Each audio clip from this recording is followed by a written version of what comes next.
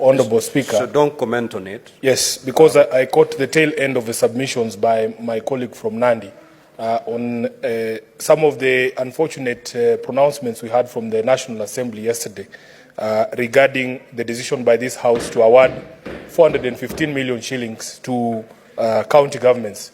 Honorable Speaker, I think there are things that we as a House have to make very clear.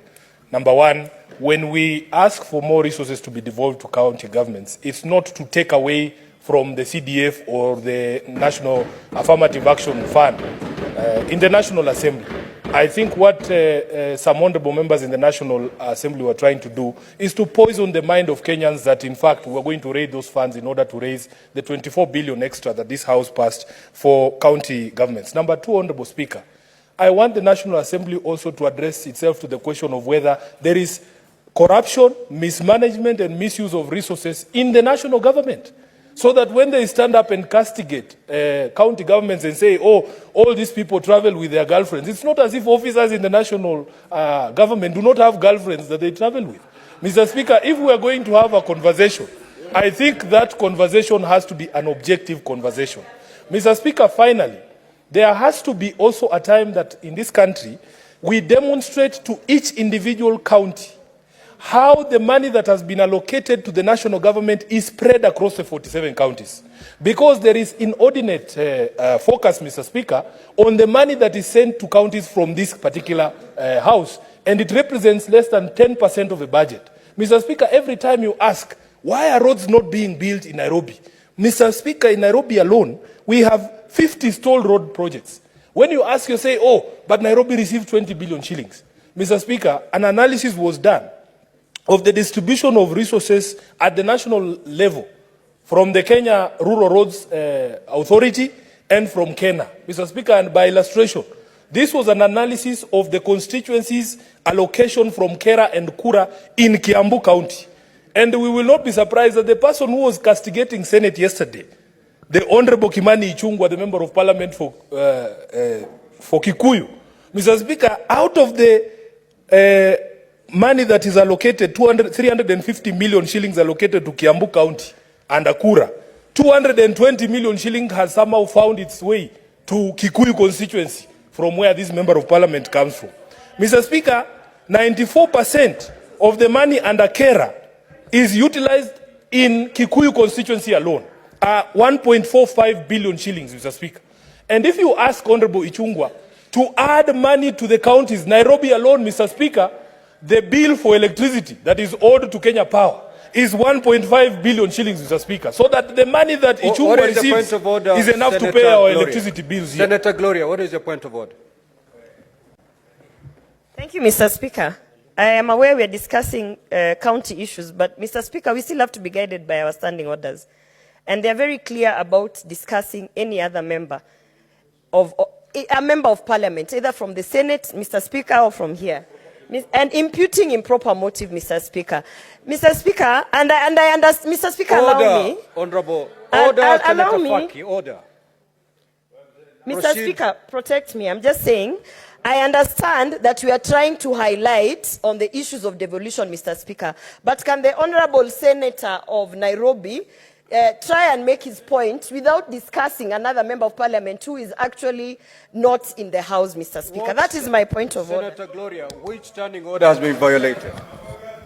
Mr. Speaker, on, I think it's 98, Mr. Speaker. Mr. Speaker, just allow me, because I know that this is how we are used to sitting me down. There is even content 101, Mr. Speaker, contents of speech. If you go to 101.3, it shall be out of order to use offensive or insulting language, whether in respect of the senators or other.